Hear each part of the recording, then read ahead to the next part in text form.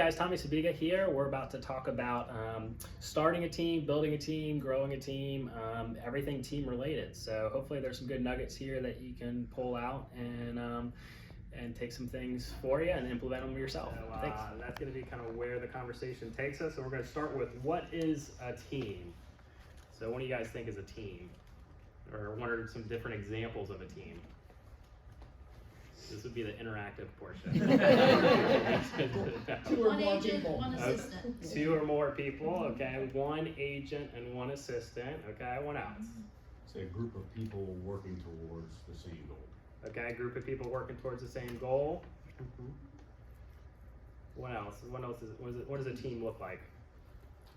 It could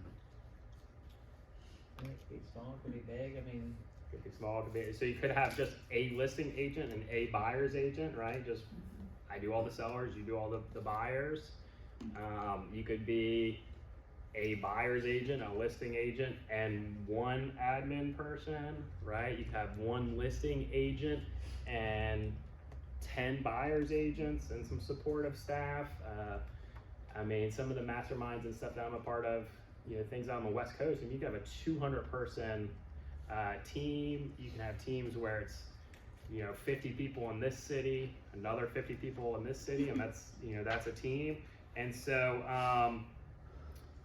so yeah, I mean, sometimes I describe it as two or more producing agents, or producing agents versus like admin, because even then the admin staff can get a little bit crazy, right? Like you could have an internal sales agent, you could have an outside sales agent, you could have somebody who just does marketing, somebody who just does your social media, you have a transaction coordinator, you could have a listing transaction coordinator, you have a selling transaction coordinator. So potentially to start off on this whole idea of a team is there's no real rules, right? It can be done all sorts of different ways, and everybody runs their teams very differently.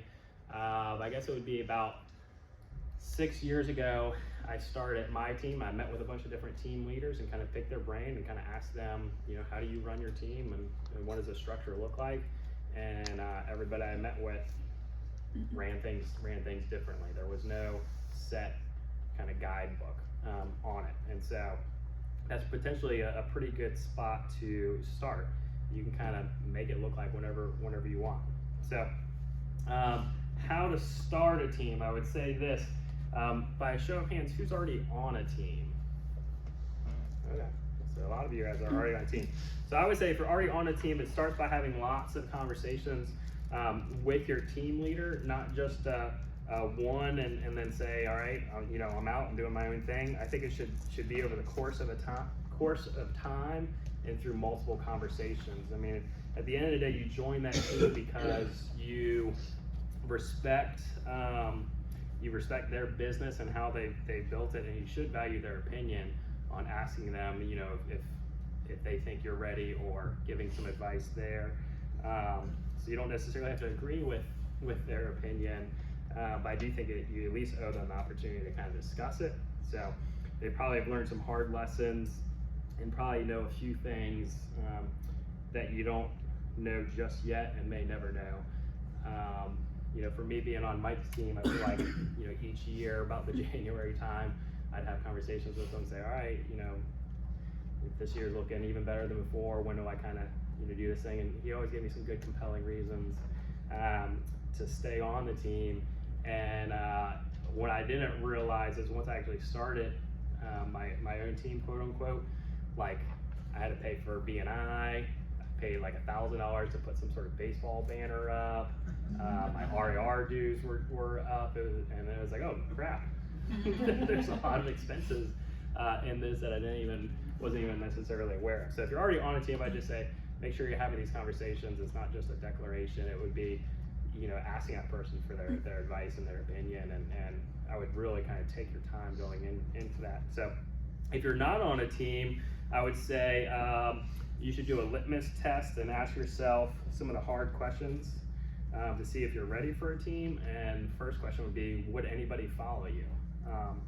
So ultimately, I think that's kind of what you're doing when you're starting a team, is you're saying, to some other folks and say, hey, come along with me, and we're gonna do these great things together. So, where are your leadership skills at, and, would anybody kind of follow you? Another potential litmus test is, are you so busy that you actually need extra help? I used to joke about this a whole lot, where a lot of people have these big dreams and aspirations of starting a team because they think that'll have them sell more houses. And so they think, okay, if I sell 15 houses myself, if I can just grow a team now, now I'll sell, all these different houses. But, my opinion on it is it should almost be out of a necessity, because you're so busy that having some extra people to kind of hand business off would kind of free you up to do some things. Another way to potentially ask yourself is the litmus test might be a little bit contradicting to that, which is maybe there's an area of a business that you're especially weak in, and that if you had some strength in that area, you'd be freed up to produce more. So in that scenario, it might not be that you're so busy that you need to hand off work, but it might be something where you're just not very good at this one specific area, and if you add somebody to it, now you've got some real synergy going, and when you combine forces, you actually accomplish a whole lot more together as a team than on your own. So kind of two different paths maybe to get you into that mindset of, are you ready for a team? So that's kind of my thoughts on starting a team. Anybody have anything so far to kind of add into that, or questions? Yeah, Ben. One thing I wrote down, then you affirmed my thinking. I wrote down as far as when to start one is really when you need help with leads, right? And I think having a surplus of leads is kind of a good point to say, it could be nice to have help. What have, and the team leaders that, or maybe for you specifically, or team leaders you've talked to, what is that like 2 deals a month, 3 deals a month? And I know it depends on if you go with an assistant first or a buyer's agent first. Yeah. What have you, I know there's not an exact equation for it, but what have you found to be the most common? Yeah, I mean, it's probably all going to depend on maybe even just that work-life balance, right? Like there might be somebody who they're so busy because they have X, Y, and Z throughout the day that for them to sell 3 houses a month is just overwhelming. The thought of that is like terrifying, and their pace is more two houses a month. And so they could have somebody else that kind of frees them up, or it could even be somebody that just, they know that they've got, kids, travel, soccer, and swim team every night and weekend, and they need the help on nights and weekend coverage or something like that. But I mean, I would think the little bit of the goal that I have for my team members is, I would think a full-time agent on my team should be able to sell 24 houses a year, and if they're part-time, they should be able to do 12 houses a year. So if you kind of reverse engineer that, then as a team leader, I better be selling more than 24 houses a year if I'm expecting the people underneath me to sell 24 houses a year. So that kind of gets at it, yeah. What about, I think all these things apply, but you could also say that you get to the level where you have the expertise, you have the ability, you'd like to help other people grow and provide opportunities for people to change their lives. Yeah, and so that's another potential mindset. There might be people who are just, or it sounds like what you're saying is the team leader actually enjoys the coaching and the teaching, right, maybe more than the production, and so that's the way that they might grow their team. Yeah, there's certainly people that would fit that criteria too. And so it's one of those things of, again, there's not necessarily any rules.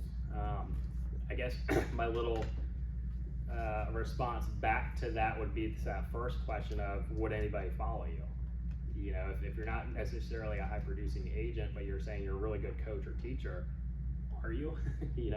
Like, would people say, oh yeah, like that person will really help, coach and teach me? So yeah. At what point did you realize that people would follow you? Because you were on a team first, and then you started a team.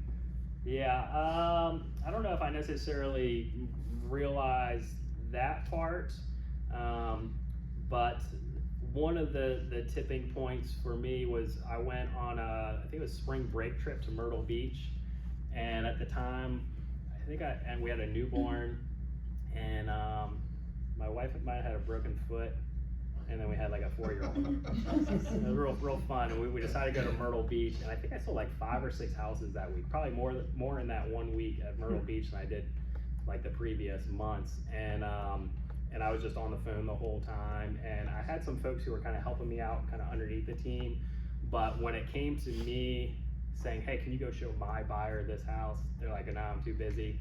But if I called them and said, hey, I just got a sign call on my new listing, will you take this lead and run with it? Nobody helped me with the showing the houses, but everybody quickly responds, oh yeah, I'll take your sign call lead. And I remember, that was kind of like, shoot, like I need to be freeing myself up so that I can actually go on vacation and, unplug and stuff like that. I would say for me, I've somewhat always kind of been in some sort of leadership position. I mean, even if you think back through like grade school, I've kind of just naturally, kind of stepped into those spots, and so it wasn't necessarily a learning or an equipping or a new part.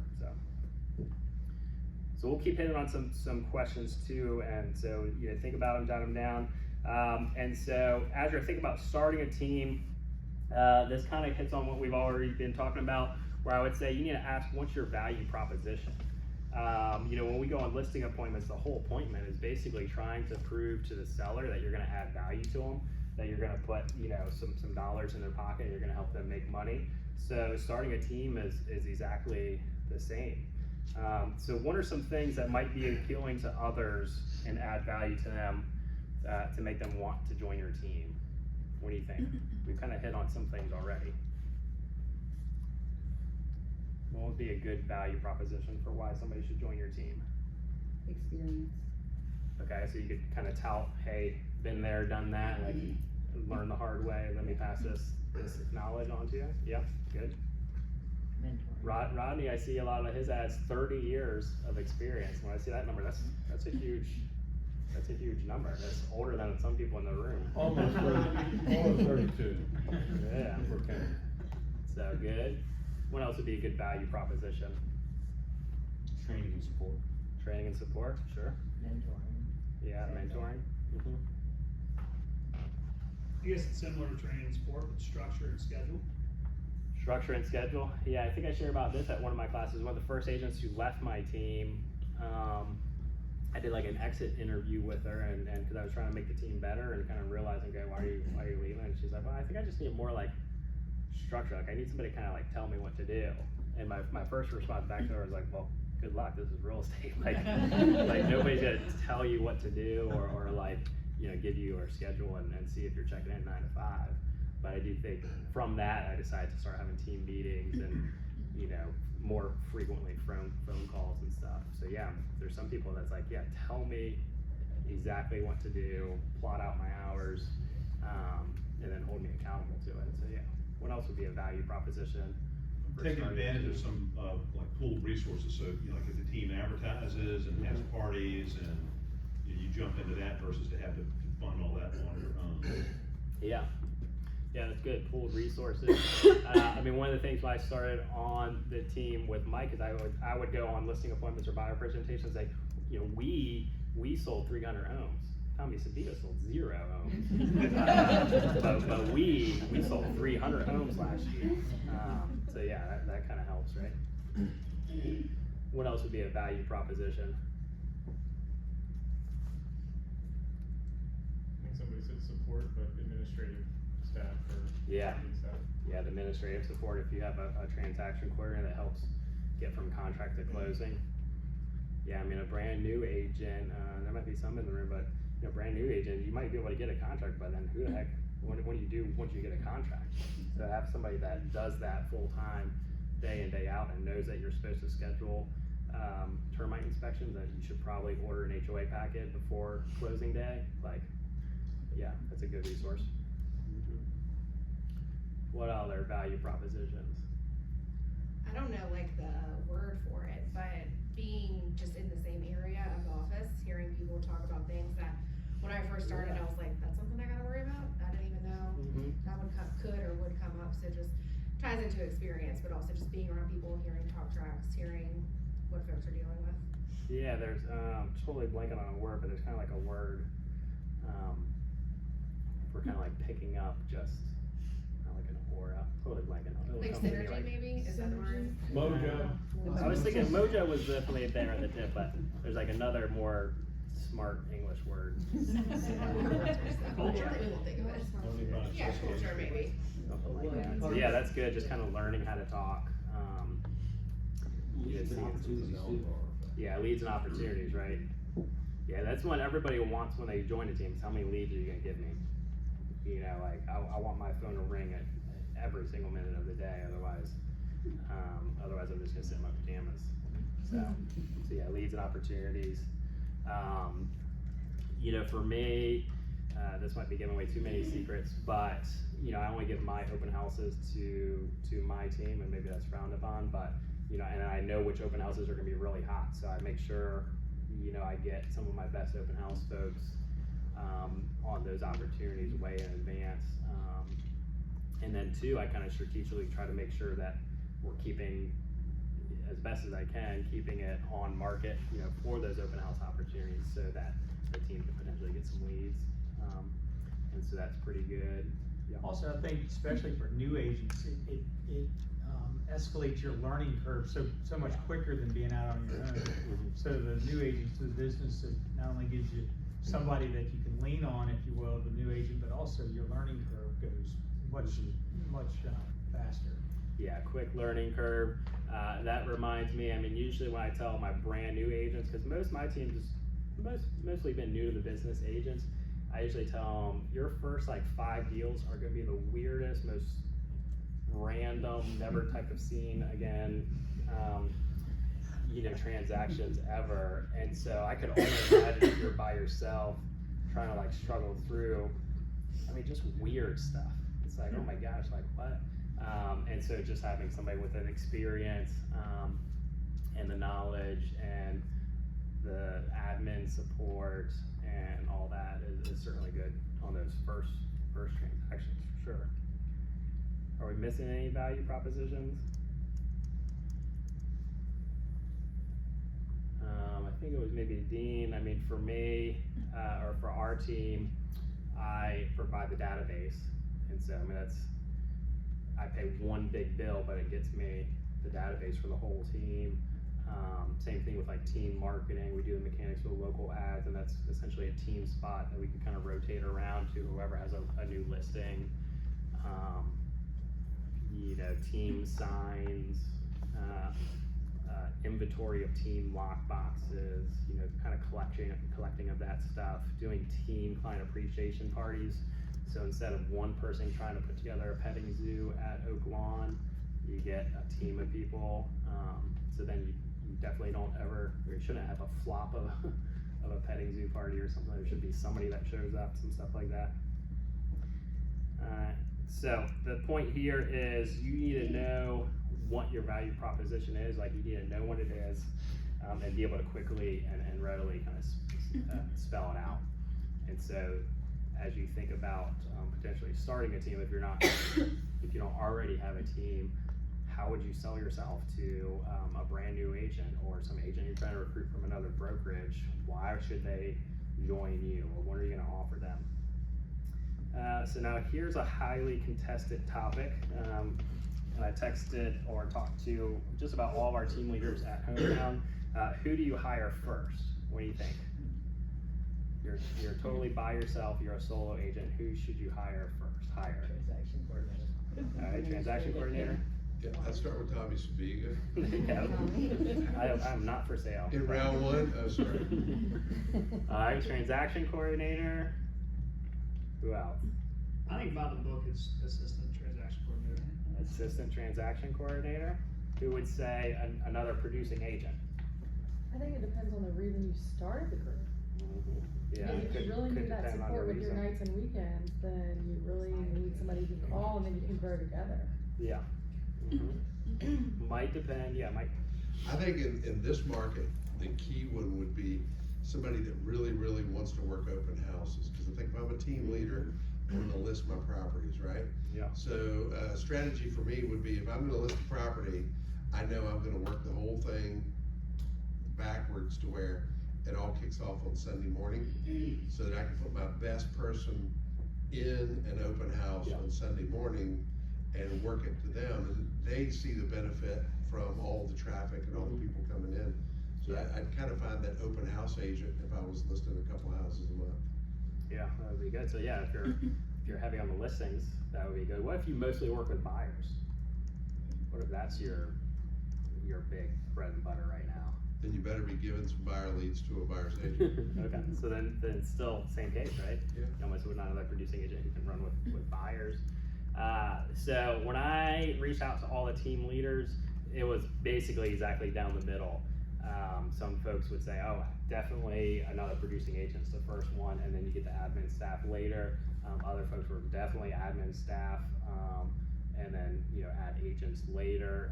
It might just depend on your own kind of gifting. Like, are you administratively gifted already? Like for me, I did start with a transaction coordinator, but the reality for me is, I mean, I could do all the admin stuff, and do all the production stuff, and probably not necessarily break a sweat even at like some high numbers. Like I just, like my brain kind of functions that way, and systems and processes.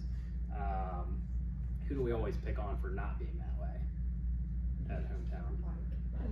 Mike, yeah, we do pick on Mike. Expressives. Who else? Yeah, the expressives. I feel like Kevin Curry always gets joked about it. Who knows? It might be just one of those like family stories that your grandma still brings up when you lost your wallet on a roller coaster or whatever. But Kevin Curry, some of these folks who that might be their weakness, and so you add some admin staff, and it's a game changer for them, because then they can be freed up to really do the stuff that they really enjoy, that they excel at.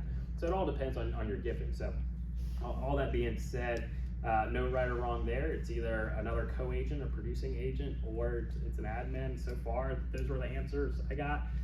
Nobody said, well, you should first hire 5 producing agents and just the 6 of you guys just go to town, or you definitely need to hire the one person and all they do is your Instagram account.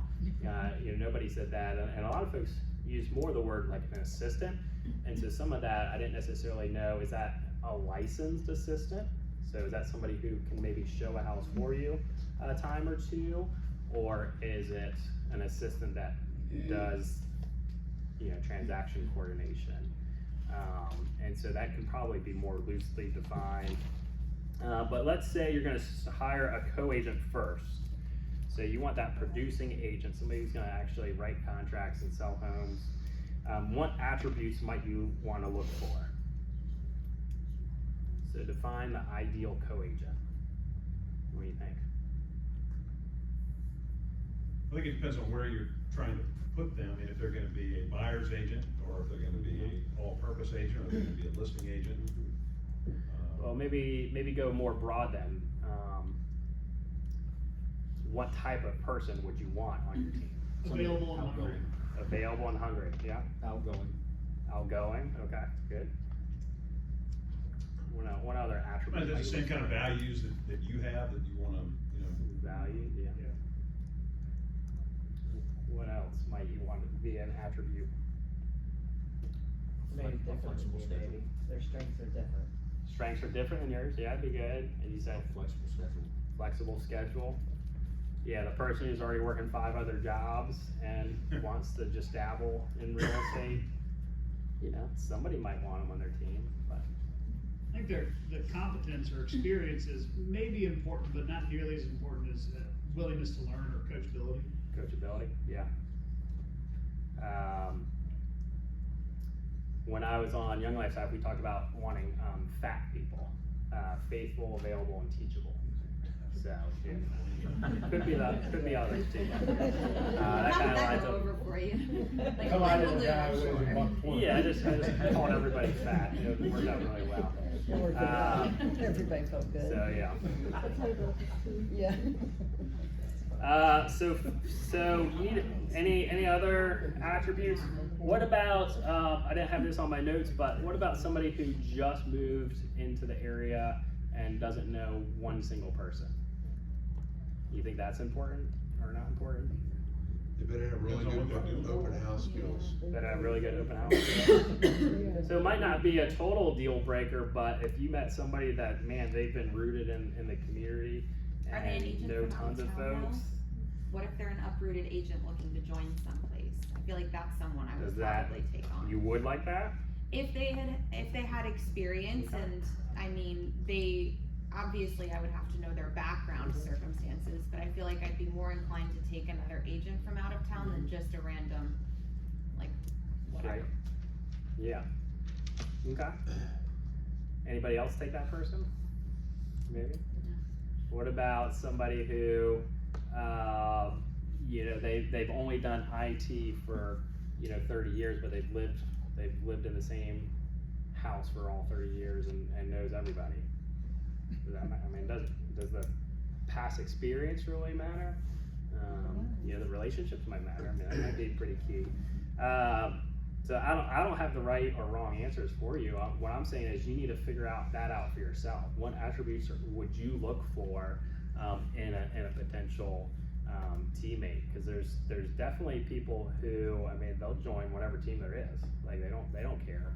But you need to be the gatekeeper then of saying, okay, who do I think would be a good fit for me? As well as, I mean, the way I like to think about it is who can I actually add value to? Because I think about the value proposition the other way of can I really ramp this person's business up? Like, are they a good fit that way?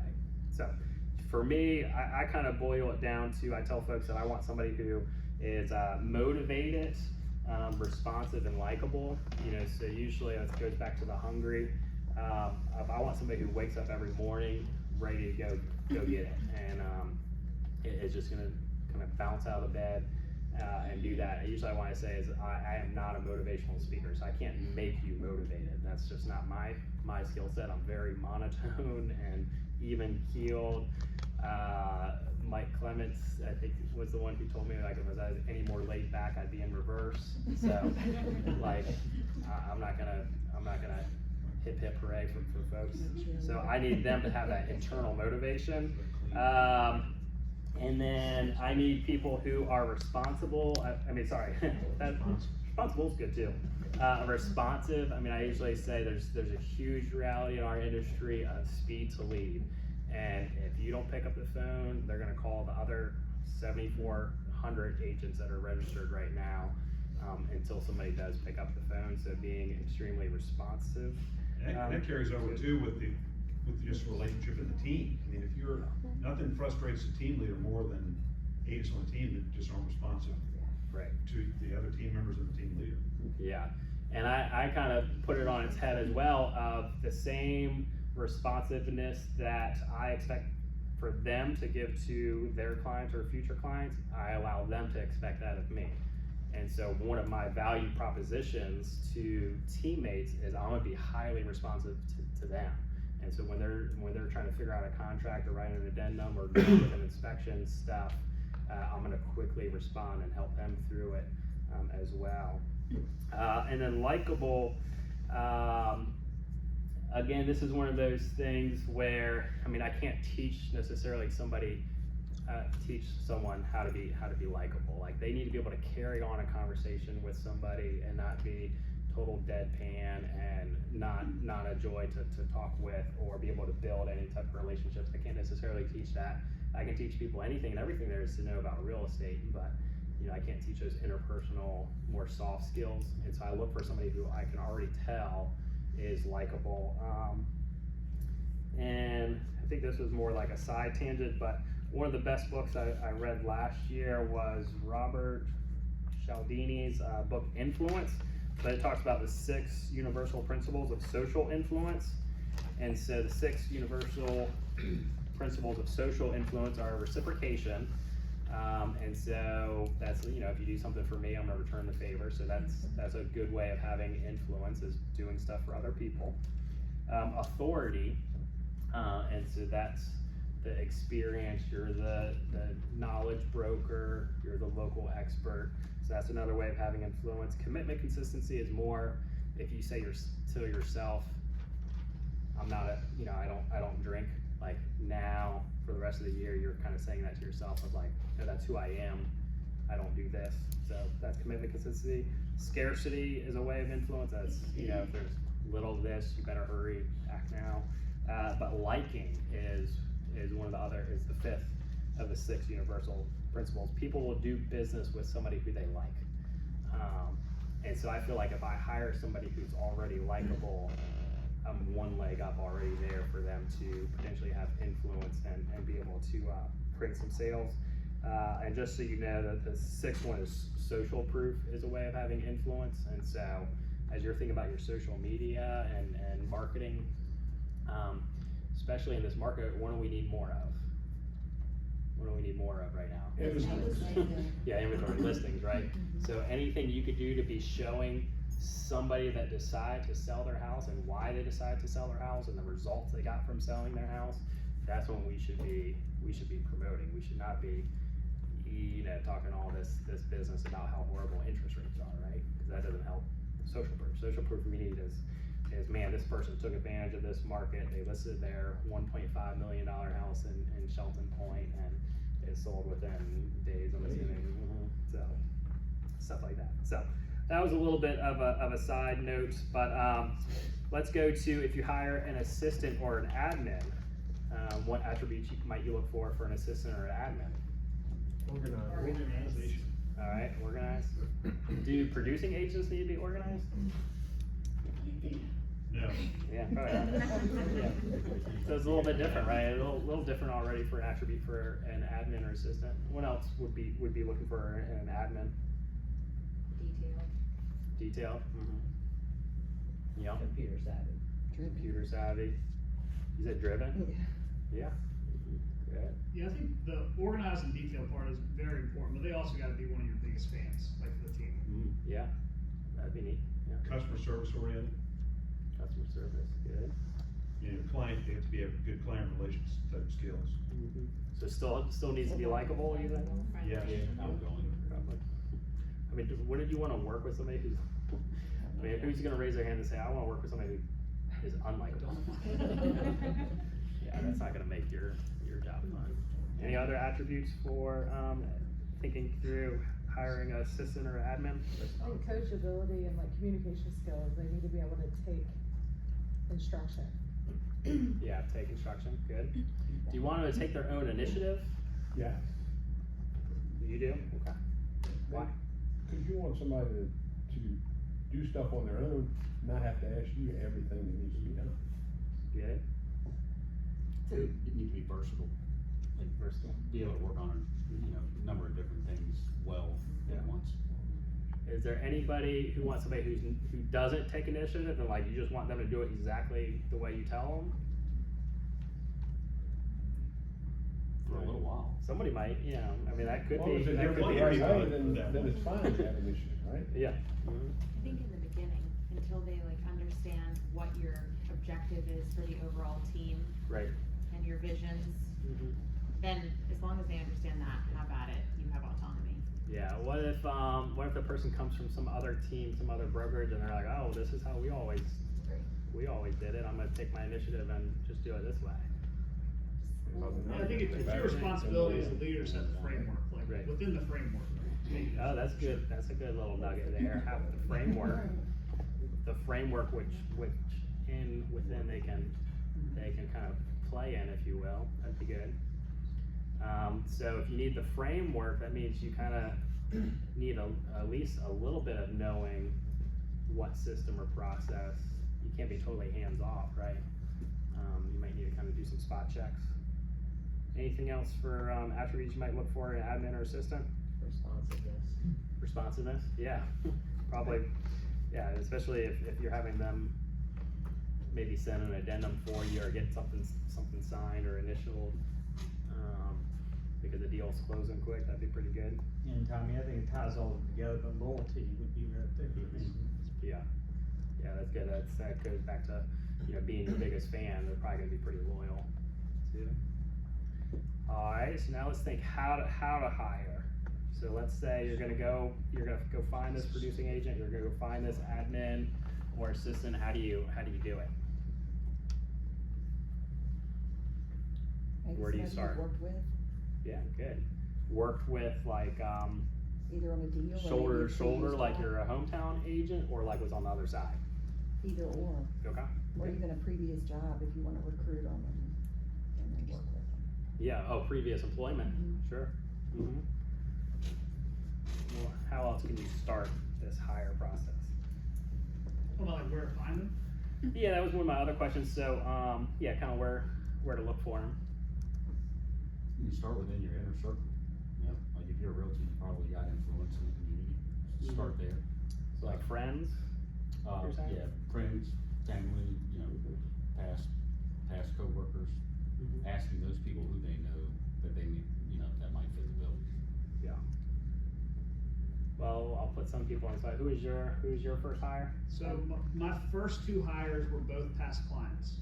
Good. One of them has worked out tremendously, the other one not so much. Alright, so But past, if- past but if- client. Yeah, but if anybody we've hired, there was a prior relationship in place. Good. Larry, you remember your first? My first hire was family, Family. transaction coordinator. Okay. Who else? I'm trying to think of. Andrew, who's your first person? Somebody who worked in hometown? Yeah. So like, had you worked together? Yeah, Gotcha. quite good. Good. And then past client, and then a referral from a past client. Past client, referral from past client, good. Let me see. This is just more maybe a tip, but it's starting the process, you might just kind of start by, if it's another agent already licensed and maybe they're at hometown, it could be just kind of start by covering for one another. So certainly there's gonna be some vacations coming up in the near future. Maybe it's one of those things of more casually or organically, you see somebody out to the office and say, hey, I'm gonna be gone this week. Will you cover for me all this week, and I'll cover for you all the week that you're on vacation? So you could kind of try it on a little bit that way, see if you're able to kind of work together. Let's see if I had any other notes here. Yeah, so past clients is a good one. Other hometown agents is a good one. Another agent that you've done had a deal with that you enjoyed working with them on the other side. Perhaps you kind of recruit them over and say, hey, let's do this thing together. Perhaps it's somebody who you help get them licensed and then bring them on your team. Where else might you look around for a possibility?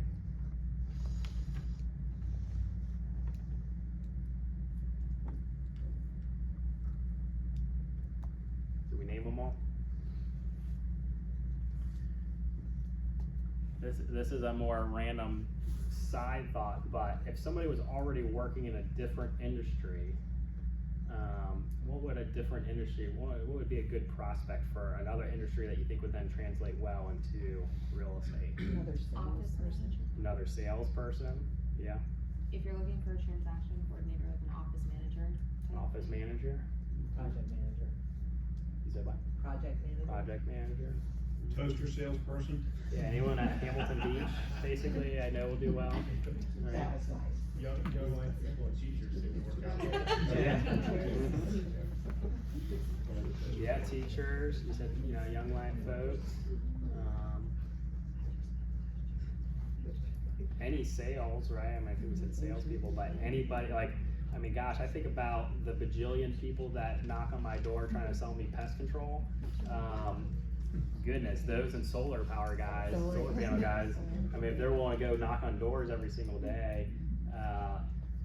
I remember, I think when I was first starting out in real estate, I had the old knock on the door with, they were selling steaks and they just so happened to have a few extras on their truck that they were trying to get rid of before their boss, and I felt like, I don't know, at the time, and it was a lot of money. I think it was like $300 or $400 of steaks, and it about blew his mind. And I was like, oh man, if you had sold a house, the commission you would have made. And obviously he was young and hustling. I started talking to him about real estate, trying to recruit him, but nothing ever came of it. But he got lit up about $300 in steaks. So I can only imagine if he sold a $300,000 house. Those would be good folks. So, another little question on the hiring process. Do you think it's better to already have a system up and rolling, or do you need to hire somebody who can help you figure that out? What do you think? Depends No, on there's your no right or skill. wrong answer. Yeah, I said there's no right or wrong. So I think it what depends do on you their think? skill set. Mhm. I think it's good to have a proven system, a system that's proven to work, but be able to adjust, or be open to adjusting. Right, open to adjusting. Good. One of the things I think that Hometown brings to the table is with so many different teams that we have, you know, getting out and talking to the different team leaders as well as the different assistants. Right. And a lot of people will allow that to happen when you hire somebody new, you know, sometimes I know a lot of people have come and had their assistants sit down with Lucy and just talk about some of the processes we have, and Right. I'm sure they like some of them and they don't like some of them, but you don't have to reinvent the wheel here, you can sort of create a, you know, a combination of great ideas from other folks. Yeah, good. Other thoughts of, do you need that system up, or you hire someone else to figure it out for you? It seems like there should be something there, some basic foundation to build on, Right. and then, you know, be able to adjust from there. Yeah, Mike? And maybe it's because I'm not very good at a lot of those things, but I find that people that have been doing, things for a few years usually have a better way of doing it or knowing how to do things. So, you know, I think being too rigid or too slack is gonna be a problem, but being too rigid is gonna be a problem as well. Cause a lot of these companies that I would call, you know, certainly, national companies and things like that, you get somebody that's been working in a place, they may know a lot of things that our little industry's never even grabbed hold of yet. So. Yeah. I think it's gotta be in the middle. Yeah, so it's probably gonna ultimately come back again to that gifting of yourself and your own personality type and what you're naturally good at. Whether you have it all figured out and say here, and it's plug and play, and say here, you know, get to work, here's the software that I use and the database that I use, and, you know, here's your activities. Or, hey, you know, in general, this is kind of what needs to happen during the transaction. Can you figure out your own system like that? So for me, you know, I quote unquote started my team in like June, but my first hire wasn't until September. So for me, June to September, at least I was kind of figuring all that stuff out. I was creating spreadsheets. I was creating a job description for the transaction coordinator. And then I was super fortunate and lucky where I brought Steven Schimmel on, who he's a systems processes guy, used to do facility management at the YMCA. He was able to kind of take what I had already planned out and then put his own fingerprints on it. And so, I mean, he's got his own system now of, okay, I send this email at this time and I follow up with this person at this time. But he's kind of taken that bones of a framework and then made it so it works for him. So there's probably a little combination, at least for me, for each. So switching over here just a little bit to the team actually is up and going. So once you hire somebody and have a team, how do you keep them busy? What do you think? Somebody's on your team, they're registered, or they're a producing agent, or they're an admin or assistant. How do you actually keep them busy? So It's not a lot of houses, yeah, so you gotta get out there and produce, right? Like now you got somebody else's livelihood depending on you, so now you're gonna be hungry and motivated, right? That's good. How do you keep a new agent busy? They're new to the business. What are you gonna do? Figure out a way to make lead generation activities look attractive. Okay. Make them look attractive. Any tricks there that you've done? A lot of times it has to do with shadowing agents who are doing it. Okay, good. Like, Mike says, I don't know if it's talking about, like, Mike always talked about literally putting someone on the front seat of your truck. Like, shit, ride around with me for a week. Yeah. Yeah, my first day with Mike, we went and it was like High Point Farms and got some sort of listing, and I had to go get the listing paperwork and bring it back. I was like, all right, here's the listing, and we had some Arby's, and I feel like I met Randy Sklar that day doing something, but you know, drove around. So what else you can do? I got back into everything, so start out with like, what are your goals? Okay. And then using some like known formulas, how many calls you need to make, how many conversations you need to have in order to get a lead, and how many leads you need to get to get a sale, how many sales you need to get to hit your goal. And then once you have those numbers, break that down to what you need to do every single So then will you check in with that person every single day, or you just kinda help them get their own numbers? And You then, can help set it up, but depending on that person's own character traits and personality, check in with them daily, check in with them weekly, but good, absolutely. good, what else?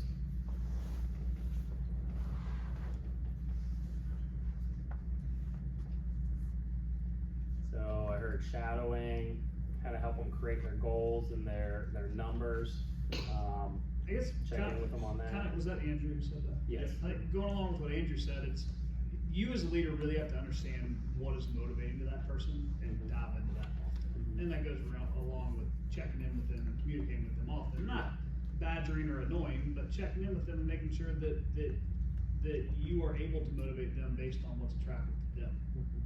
Yeah, that's good. I mean, it's kind of thinking about how do they want to be related to and talked to and be motivated. I mean, you think about that with some of your sellers, right? There's some sellers I know I'm gonna call them every single night and tell them all the different things I did that day.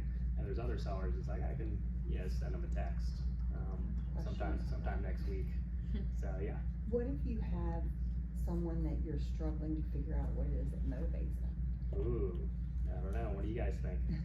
What was it? Ask them. What if you have somebody that you're struggling to figure out what motivates them? So for me, it's almost like all of the most difficult real estate transactions where the answer is, well, it really started before that, right? Yeah.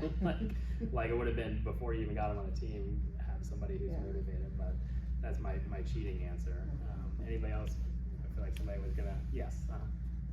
I found that Dean's personality class works well, but also knowing people's love languages. Yeah. I know that sounds a little bit silly at times, but knowing people's love Talk language. about that. Is, Certainly that was your clients. well, but that's knowing how they want to be appreciated. Yeah. So you're not gonna, provide acts of service to someone whose love language is, verbal appreciation. Yeah. So knowing that could help you find motivators. Yeah, no, that's helpful. Everybody know the love languages. Yep. Words of affirmation, gift giving, acts of service, quality time, And the one that we will never use. physical touch. Yeah, physical touch. I don't know. It's a framework. It's Yeah, I mean, I would say, I definitely think about that as my team members and how I can express, We're gonna have like appreciation. violations all over town. Yeah, well, I use it and think about, like, I know, Matt Rutledge is definitely gift giving. Thank God and Sean so- isn't here today. Yeah, he's really good about that. So if you ever want to show some appreciation to Rutledge, get him a gift, because he definitely likes to show his appreciation by giving gifts. And so traditionally, whenever you give is what you like to receive. And so there's that. But yeah, love languages or personality profiling might help kind of figure out what their motivation is. But it might be more almost like sitting down and saying, hey, like, I'm trying to figure out, like, do you really want to do real estate or whatever? Like, what's your motivation for that? Or even say, hey, remind me, why did you get into to real estate? And then just like with our sellers, you kind of remind people of their why. Well, a lot of this too, Tommy, like again, it depends on how rapidly your team's growing and what your value prop is. But if you already have a prior relationship in place when you start working with folks, a lot of times you already know that, and that's part of the reason why you brought them on in the first place. Right. Good. All right, and then last little topic here is how do you grow your team? You already have a team and things are kind of cranking. How do you actually recruit people to your team and grow it? By focusing on your current team. Was that focusing on your current team? You have a good, strong team that's attractive and valuable. Yeah, that's good. How else would you recruit or grow your team? Like you said before, previous agents you may have had a great interaction with or a great transaction with. Yeah, good. Other agents at hometown you drive well with and want to form a team with. Yeah, good. I think if you're producing and you're creating value, a lot of times people will come to you and ask you and your team. Yeah, good. So that makes me think then you have to market yourself in some way, right? Like people have to know that. So mean, similar to, we always joke about, you don't wanna be a secret agent, you wouldn't wanna be a secret team leader. You'd want folks to know, hey, I'm always looking for ways to grow my team, or we're looking, you know, for such and such. So you kinda have to make that known. How else could you recruit?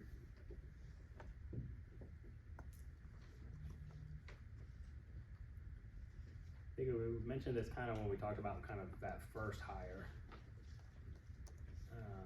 But I definitely have seen this throughout our team and my own, past clients. And a lot of clients do, I mean, they have a really good experience with you when they're buying or selling, and something changes in their life, or maybe they're just looking to make a change in their life, where you just kind of drop the little thought there of, why don't you get your real estate license? And they get super excited and light up, and that's an easy, I mean, they're already gonna be a fan of yours, there's some loyalty there, there's that past relationship there, so past clients could be a good one there. And the only other kind of note I put here is, a lot of that might just be planting the seed now, that it may be months or even years before it actually kind of comes back to you. But, I mean, I would imagine Dean and Mike probably have countless stories of somebody where they started a conversation, but it wasn't until many years later that they actually were ready to take the plunge, because it's a scary thing. Yeah, how long for you, Suzanne? I had my license, what, 13 years? 13 Acted years? almost 6.5. Okay. Just had to, I actually interviewed a bunch of different people during that process. Nice. And learned a lot, and Dean still won. What was his value proposition? Mentorship. Okay, good. And just integrity. I mean, I've known him a long time. I was saying We built past our relationship probably, right? We built our houses next to each other, Yeah. down the street. But it had a ton of just his integrity and the way he treats people. Good. It didn't matter if it was a cheap house or whatever. Yeah. Our personalities work, even though he calls me toaster lady. Sold toasters. That goes well. I was a You were the private best mentor toaster at lady Hamilton I ever Beach, in met. case anyone's wondering. I was dual career for 5 years, so if anybody's dual career and ever wants Yeah. to brainstorm, Well, and that might be happy to something share. else you ask yourself, back to those attributes of a co-agent. Do you want somebody who's part-time or full-time? And so I just requote Mike, I'm not sure if he remembers saying this, but I usually say, well, you know, Mike Schultz says, full-time attention, part-time hours. So I'm all right if somebody is working part-time, as long as they do full-time attention, to real estate. So that's somebody who's, they're teaching in a school all day long, meanwhile they're rubbing shoulders. They probably have an edge against me, because they're shoulder to shoulder with all these teachers, talking in the teachers lounge about homes. And they can say, well, hey, I'm a real estate agent, I can show that to you, this afternoon. And so, as long as they're kind of always thinking about real estate, for me, I don't care if they're full-time or part-time. when I was. There's other brokerages that they don't even take a part-time person. Right. You have to be full-time, because they don't want their reputation tarnished by, some measly part-time person. Well, and to add to that, I was part-time there, and I would tell people I'm full-time realtor, part-time product manager. There you go. But it was the team thing, I couldn't have done it without Dean, Lucy, and Adrian, because if it was between 7 and noon, I couldn't really take calls. Yeah, I mean, I've got some firefighters on my team, and that's their key. If they're at the station, they can't show a house at all. And so the idea that they have some team members who can help show houses for them, is huge. That's all I had for recruiting, and that about ends us. And so, what other questions did this trigger? I have a question. Yes. You obviously track everything. Mm-hmm. So I guess I would like to know kind of how you do that. Is it mostly spreadsheets? Is there a software that you use, or? So our team database is Follow Up Boss. Okay. But my transaction coordinator and I have a shared Google spreadsheet, and on my Google spreadsheet I have just a ton of columns, but I can use Follow Up Boss so I like to track lead sources, and so I can use Follow Up Boss to see where that lead came in from, and then I'll put that on my spreadsheet, and then once I have it on a spreadsheet, now I can make colorful graphs and illustrations, and so then I'll make graphs and stuff on Google spreadsheet. But I do need to use the Follow Up Boss, or call or text the agent and say, hey, where'd you meet this person from? Because I like tracking that. But even some of like our online leads, like I'll spend money on Zillow and we might sell a house at 23116, but it originally came in from a Zillow lead 23223. Right. And so if you only look at the closed and don't actually track the origination on some of these things, you might be like, oh man, 23223 is a horrible zip code, I should cancel it. It's like, well, no, actually, the majority of our business originated from there and actually led us to, you know, these other ones. So yeah. What other questions? All things teams, nothing off topic. How big's your team? Oh, I don't know. I think we're like 20 agents. So, but usually what I have found on the team is there's a third of the team that crushes it and they sell a whole lot of houses. There's a third of the agents that sell jack and squat. And then there's a third that's somewhere in the middle. So I mean, it's probably true of our brokerage. It's probably true of the 74. I was just sharing this with Mike. I looked at the real estate stats, and this will help us end on a really bitter note. There's like 7,394 registered agents, and from January to March 31st, there's been 4,131 closed houses. So like 8,200 sides between the 7,400 agents. And that's 3 months of activity. Yeah, Thanks. I mean, somebody's getting their unfair share of it. I know I sold more than one, so I'm feeling pretty good. But yeah, I forget why I said that, but you know, just wanted to let you know. What else? Oh, for a team size. So my team size, I have 20. I have really good agents that, you know, haven't really sold anything this year. What other questions about teams?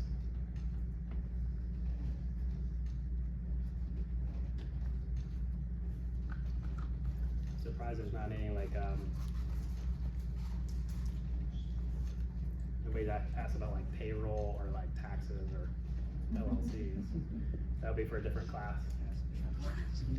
It's a whole different group of people talking. You want to create an LLC? I can sign you up for not that. I mean, $100. I was late, so I don't know if I missed this part, but how is the money split up amongst the team?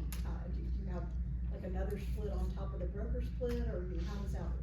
Yeah, so typically team split first and then brokerage split second. And so if the team splits 50-50, I'm the team leader, 50% comes to the team, 50% comes to you. Of your 50%, you then have to pay your hometown brokerage splits accordingly, and I have to pay my hometown brokerage splits accordingly until we cap.